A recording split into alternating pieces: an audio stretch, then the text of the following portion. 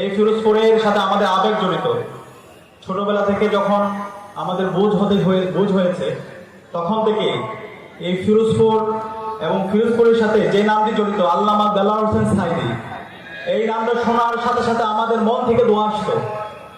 ছোটবেলা থেকে আমরা আমাদের নয়নের মণি কোরআনের বাকি আল্লামা দেলোয়ার হোসেন সাঈদী হুজুরের নাম শুনে শুনে বড় হয়েছে।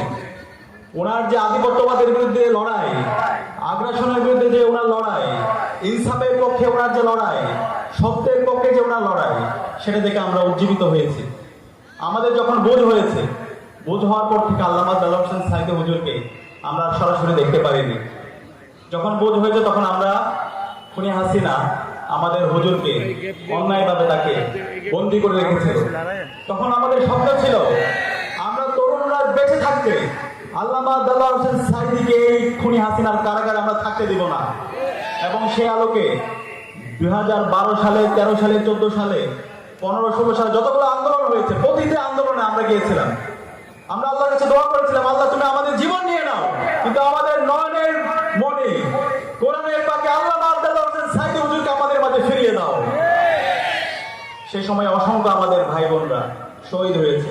খুনি হাসিনা যখন 2013 সালের 28 ফেব্রুয়ারিতে আল্লামা দেলোয়ার হোসেন সাঈদী হুজুরের বিরুদ্ধে অন্যায় রায় দিয়েছিল, সেই রায় পরবর্তী সারা বাংলাদেশে 64টি জেলায়, টেকনাফ থেকে তেঁতুলিয়া, প্রত্যেকটা প্রান্তরে মুক্তিকামী ছাত্র জনতা রাস্তায় নেমেছিল।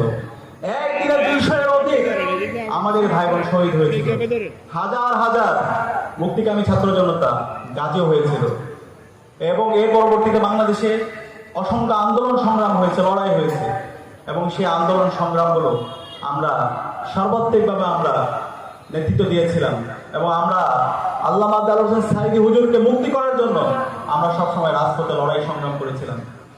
এবং আল্লামা দেলোয়ার হোসেন সাঈদী হুজুর সবসময় এই অঞ্চলের মাটি ও মানুষের কথা বলেছেন, এই অঞ্চলের মানুষের মুক্তির কথা বলেছেন। এই বাংলাদেশের যে অপারিত সম্ভাবনা, সেই সম্ভাবনা কিভাবে কাজে লাগানো যায় সে কথা বলেছেন।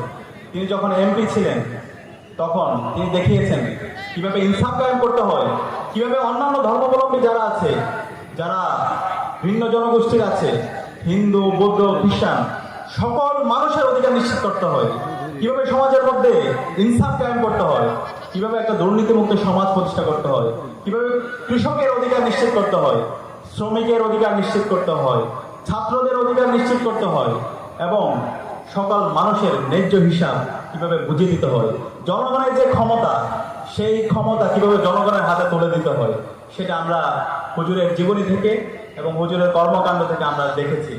সেখানে আল্লাহর কাছে দোয়া করছি, হে আল্লাহ, আমাদের সকলের নয়নের মণি আল্লামা দেলোয়ার হোসেন সাঈদীকে তুমি জান্নাতুল ফেরদৌসের মেহমান হিসেবে কবুল করো। আল্লাহ।